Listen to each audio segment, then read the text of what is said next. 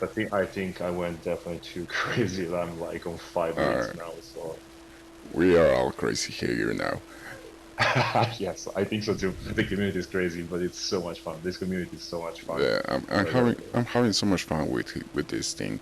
I mean, when my grandchildren ask me about what I was doing on quarantine, I'm gonna say I was doing some weird shit with a pixel game. I mean, this is crazy. yes, I think that's crazy, but it's actually a good story, I think, behind it. I don't know what your grandchildren or my grandchildren or whoever is going to do in so many years, but damn, that's going to be a good story. So you're a World Cup champion. What what does that mean to you? That was awesome. I mean, and what it means to me is I really felt like I won something big because you play against such a big competition. I mean, some of the best players around. You need to go through qualifiers to go to the World Cup in many leagues, and it's amazing to just take one. Like everyone took the same team, everyone took the same kind of rules, and we started all together in the same year. And we just competed, and I managed to win it. That's amazing. It means I really felt like I am pretty good. I mean, I felt pretty good to be honest, but maybe I'm actually decent in this game.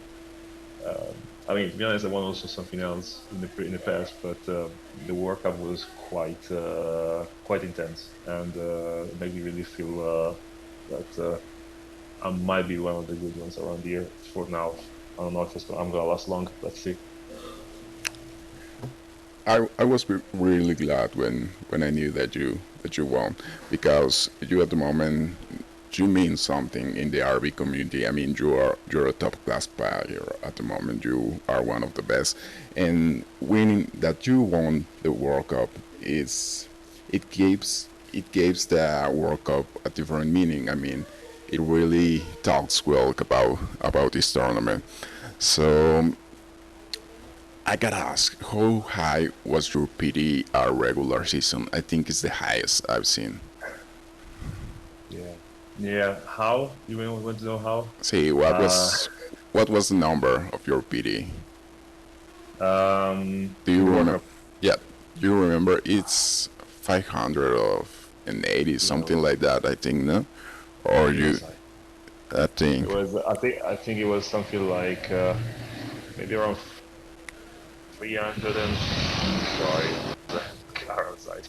Um, I think it was quite high. I think it was around 400 and something in the regular season, 300 high, I think, in the regular season. And I think I managed to get at least another 250 points probably in the playoffs.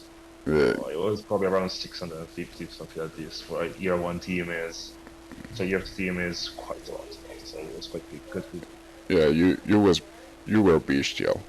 You were really great. Thanks. You all the World Cup you were the best. You deserve it and you have it. So, how many drafts did you do? How many tutorial games? What was your strategy? Yes, okay. I have to say that I tried to find a right team, and it took me quite a few tries before I found the right team to play in the World Cup. It I think that the best thing you can do as a year one, year two team is you need to get some second round picks, and then you need to push on the defense as much as possible. At the same time, I think there's no problem in saying this because I think that's not something that no one knows. It's not a secret anymore. You can rerun the draft as many times as you want. When you have your team, you just can run it every time and then try to get less some more better second round picks, let's say. And I have to say the draft was good, but I think that the best thing was to have really focus on the coins, The coin. keeping the coins. Yeah, the coins. I mean, there was some times that I was missing a coin, and I remember that at, at the first game, I defended a player accidentally, so I lost a coin there. And I always think it how different it will be my season with that coin. I mean, a coin in year two is a lot of difference. They are gold. They're Yeah. gold, and if you have, and usually you actually have good free agents in the first year. So if you can find a good defender in the first year to add to your team and get to those 5-star defense, that's the key, and that's it. If you play on hard, if you play on medium, it's a bit different. But if you play on hard, you need that 5-star defense. That's the key. It's all about the defense. If your defense is good, you have more chance to attack. You have more plays. You're gonna score more. Your PT is gonna get higher. It's simple. Yeah, my defense let me down so many times. I was in playoffs. I choke. I always choke in playoffs. But Oh, not only you, not only you. If you know my history, I always choke in playoffs. Always. I don't know what I have to do differently, but I have to improve in playoffs. So, how many picks did you get at second round? I think the highest I've seen is five. I can get five, but it's so rarely that I usually go with four second round picks because it's too much to try to get five picks, and I hate when I get five picks and then in the draft is poor garbage. There's nothing in the draft. There are like two-star defense players, so it's worth for nothing. So I want to ask you something. Is the World Cup the biggest prize right now on RB leagues? I think if you asked me this question like probably 2 weeks ago, I would have said yes. But I think that this new league that Vols created, Tennessee Vols, he creates the commission for the RBCDL, and he started this, how to say, this discussion about who are the best players in the Retro Bowl, all the leagues. And it started a discussion, many names came up, and he decided to create this league called the Elite, Oh, which the is, lead. yes, so the concept is amazing, I have to say. I mean, you really have some of the best players. I'm not sure we have all the players, but I mean, you have to select a few. It's difficult to put 32 players together like that, but the competition is amazing. It's super high. Maybe it would have been best to be playing on hard, but that's not another discussion that will never end. Is it best to play on hard or best on medium? But anyway, I think that the elite right now probably is the price. I think probably is that's the price at the moment. We need the elite, maybe not on year one, but at least on year two. That would be probably even more than winning the World Cup right now. Right, right. I saw the numbers of the Elite League and they are doing great. I don't usually play medium, but I know that the numbers that they are putting are great. So I think it's gonna be an interesting league.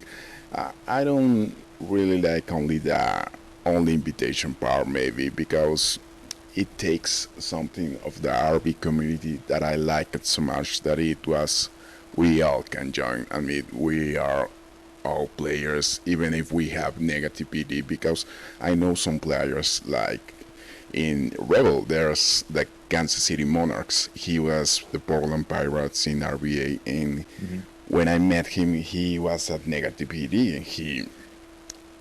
I mean, he was bad, but now in Rebel, he did really great in Norwegian. So I really like that. I really like. I think it's the only thing that I don't really like, but I think it will be great fun for you. And if you want, I think it will be a great prize for you.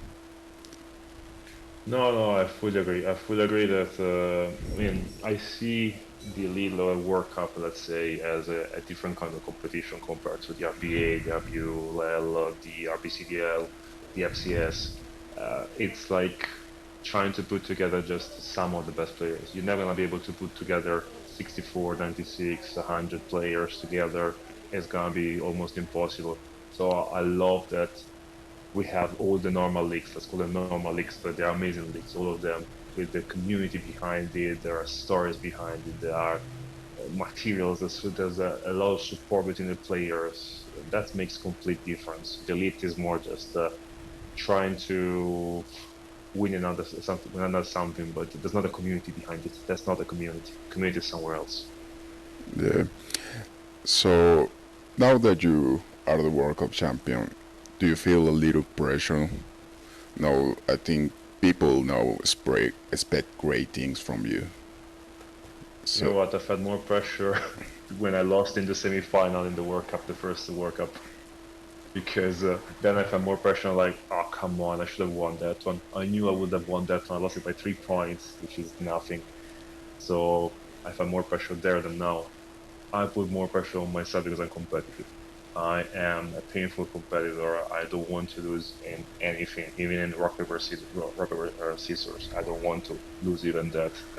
Whatever it is, I don't want to lose it. So I'm more like putting pressure on myself to say I want to win. I want to go on and win. And, I mean, it's nice to see that people see me as a great player.